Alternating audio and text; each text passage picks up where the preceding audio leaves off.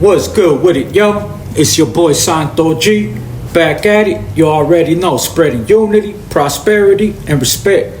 Above all, if you're new here, do me a favor. Hit that subscribe button, tap that notification bell. It don't cost you nothing and it will help out this channel. So today, I wanted to touch on Lucky from HoodStocks and the derogatory term that he used towards talking about Blueface in this new episode that he just dropped recently and all the backlash that he's getting. First and foremost, man, let me just say that I ain't here to bash nobody. I'm just pretty much calling it like it is. So, Lucky from HoodStocks, let's start there. Because we had what Lucky said, and then No Jumper were reacting to it. You got Munchie-B pretty much went on to just say some malicious stuff towards the raza. So that's two. And then after that, we have Adam on the whole campaign. It seems like he's trying to start a whole smear campaign, trying to create not only a division, but he's trying to start a narrative. It started with just Lucky saying a word out of context, and then now we got Munchie-B, who honestly really disrespected and said some disrespectful stuff on No Jumper, Adam's platform. And now you have Adam pretty much coming out saying that all Raza podcasts are racist. We all feel a certain way. There's an underlying type of animosity, you know what I mean? And it couldn't be farther from the truth. So let's start with Lucky. Lucky from HoodStocks. He had this last episode, he had Loca as his co-host, and he pretty much asked her if she would date Blueface. But the way he said it, he used a term that we've all heard before. If you've watched the movie Boys in the Hood, you've heard this term before. It's the viral term that's used in the beginning of the movie. You got two brothers, you got two kids arguing in class. One kid is telling them how everybody, he says everybody comes from Africa. Then the dude tells him like, what? I ain't from Africa. And then he uses that term. He's like, I'm from Crenshaw Mafia. They start getting into it. That's when homeboy ends up getting into that fight and his mom sends him to live with his pops. That's the beginning of the movie. So I'm not excusing anything the homie said, you feel me? He shouldn't have said that, especially knowing you on camera. But I don't feel like he meant it in a malicious intent, as far as like the way everybody's taking it, you feel me? Was it wrong? Hey, yes, it was wrong. I'll be the first one to admit it. I ain't sticking up for him. Nothing like that. But what I'm saying is that that term, right? That whole little, the way that word is said with the other word, we didn't start that. Raza didn't start that. Whoever made that movie, Boys in the Hood, they started that. That's all I'm saying. I ain't saying by them starting it, it's okay to repeat it and say it in the way that they said it, because it's not okay. But I'm just saying the person that put that into context and into the world wasn't a raza, wasn't no Mexican, wasn't no Hispanic or Latino. It was a brother. So now let's move on to the Munchie-B situation. If you guys haven't heard that clip, I'm gonna go ahead and play it for you guys right here, what he had to say, and then we're gonna get into that. On this Let's pod, go. okay. So I appreciate people being their true selves. And as a result, I got to say that Lucky from HoodStocks seems to me like he's kind of like the one Mexican podcaster who's actually got the nuts to live his racist truth.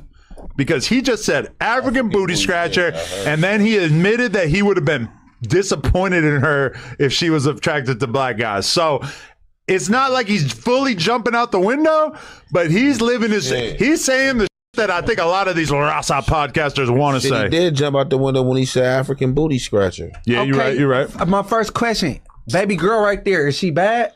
Nah. I would say not so much. HoodStocks. HoodStocks. Pinnacle 13. It's widely known that Mexicans got little pitos. Whoa. Period. No. Maybe she can't handle this big dick. Once you go black, you don't go back. So, there it is there. You guys see it, man. He's listening, slams his headphones, takes out his bottle, slams it, and he starts going off, disrespecting.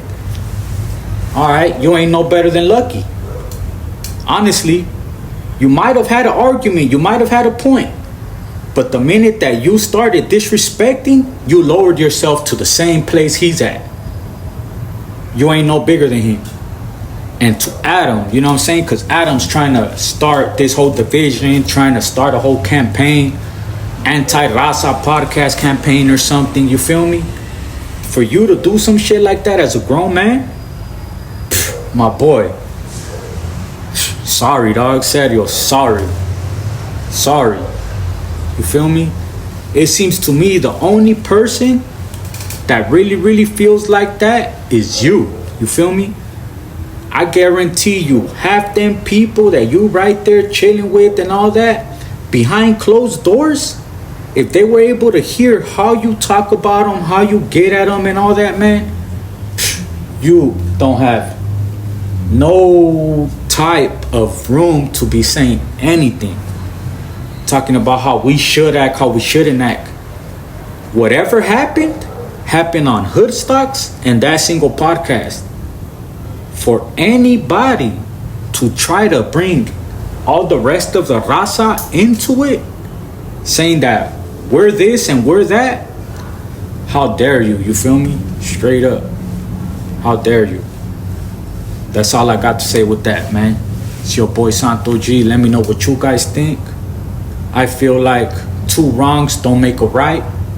And maybe homeboy would have had something to say, like as far as maybe what you said would have had a bigger impact, but the minute that you started disrespecting, you lowered yourself.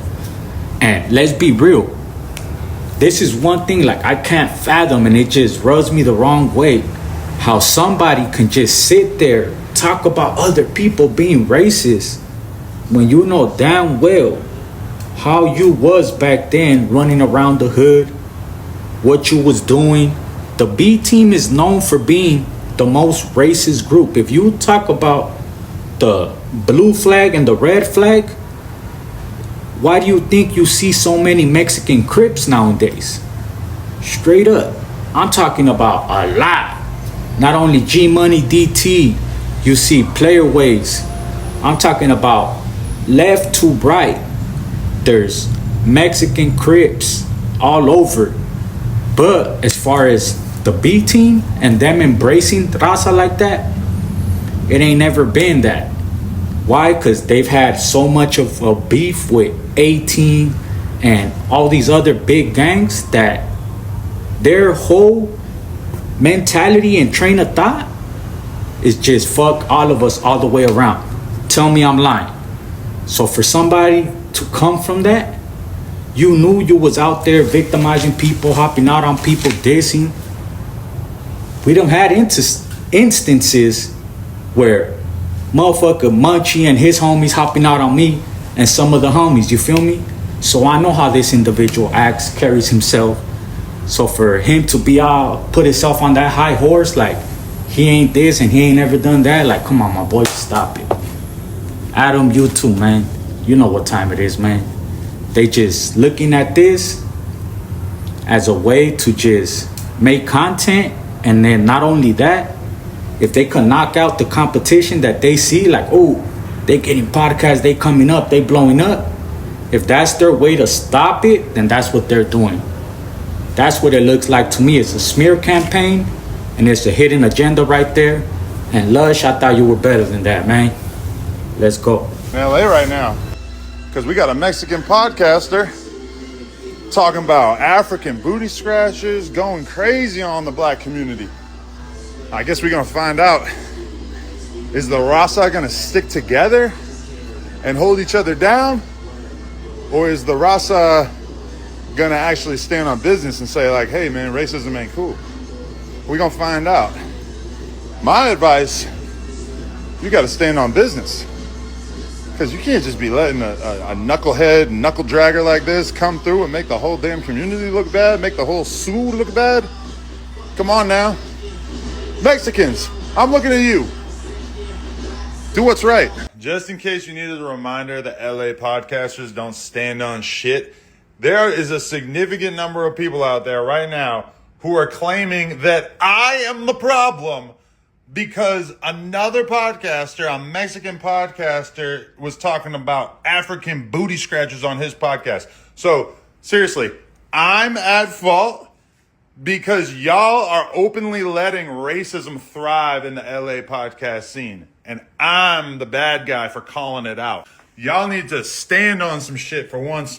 The easiest possible stand that you could take is racism is wrong. In hip hop, black people should be given a modicum of respect. Apparently that's too much for the scene that I'm a part of, that I, in many ways, helped craft here online. And it's all because y'all are scared of this Lucky dude. It's actually pretty crazy because people think that, like, this dude been to prison, he got a squabble, so he must be on some tough shit. Guess who else is on some tough shit? The 22-ster. And I'm out here calling shit out as a white man in the scene when both of the races involved in the situation are too chicken shit to say anything about it. It's honestly crazy.